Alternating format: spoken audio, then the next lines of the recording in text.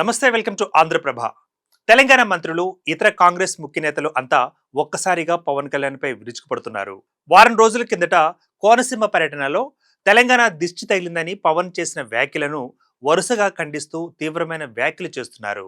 Cinematography మంత్రిగా చెబుతున్నా పవన్ కళ్యాణ్ క్షమాపణ చెప్పకపోతే అతని సినిమాలను తెలంగాణలో ఆడనివ్వబోము అంటూ మంత్రి కోమటిరెడ్డి వెంకటరెడ్డి హెచ్చరించారు.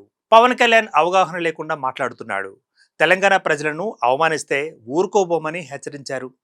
ఇక పవన్ కళ్యాణ్ వెంటనే క్షమాపణలు చెప్తే తెలంగాణలో ఆయన సినిమాలు కనీసం 1-2 రోజులైనా ఆడుతాయి, లేకపోతే తెలంగాణలో ఆయన సినిమాలు ఆడనివ్వం అని హెచ్చరించారు.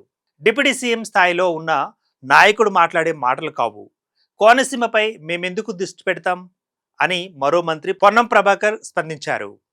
ఆయన నాయకుడు చంద్రబాబు నాయుడు, నరేంద్ర మోదీనో ఎవరో ఒకళ్ళు స్పందించి వివరణ ఇవ్వాలని డిమాండ్ చేశారు. ఇక కాంగ్రెస్ ఎమ్మెల్సీ బల్మూరు వెంకట్ కూడా ఈ అంశంపై స్పందించారు. సినిమాలు షూటింగ్లు చేసుకోవడానికి, సినిమాలు నడిపించుకోవడానికి, వాళ్ళు అభివృద్ధి చెందడానికి తెలంగాణ అవసరం. కానీ తెలంగాణ ప్రాంతం అంటే ఎంత వివక్షనో ఇప్పుడు బయటపడిందన్నారు. తెలంగాణ ప్రజలను, తెలంగాణ ప్రాంతాన్ని అగౌరవపరిచేలా ఏపీ డిప్యూటీ సీఎం వ్యాఖ్యలు చేయడం బాధాకరమని ఆయన అన్నారు. వెంటనే తెలంగాణ ప్రజలకు పవన్ కళ్యాణ్ క్షమాపణలు చెప్పాలి, అసలు ఈ ప్రాంతమే వద్దనుకుంటే తెలంగాణ వదిలి ఏపీలోనే ఉండాలంటూ కూడా స్పష్టం చేశారు. ఎంపీ చామల కిరణ్ కుమార్ రెడ్డి కూడా పవన్ పై విరుచుకుపడ్డారు.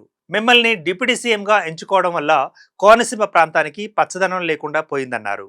ఇక మిమ్మల్ని ప్రజల సమస్యలను పరిష్కరిస్తామని ఎంచుకుంటే 2.5 గంటల సినిమాలాగా స్క్రిప్ట్లు చదువుకుంటూ ఏపీ ప్రజల మన్ననలను పొందాలని, తెలంగాణ రాష్ట్ర ప్రజల మనోభావాలను దెబ్బతీస్తే సహించేది లేదన్నారు.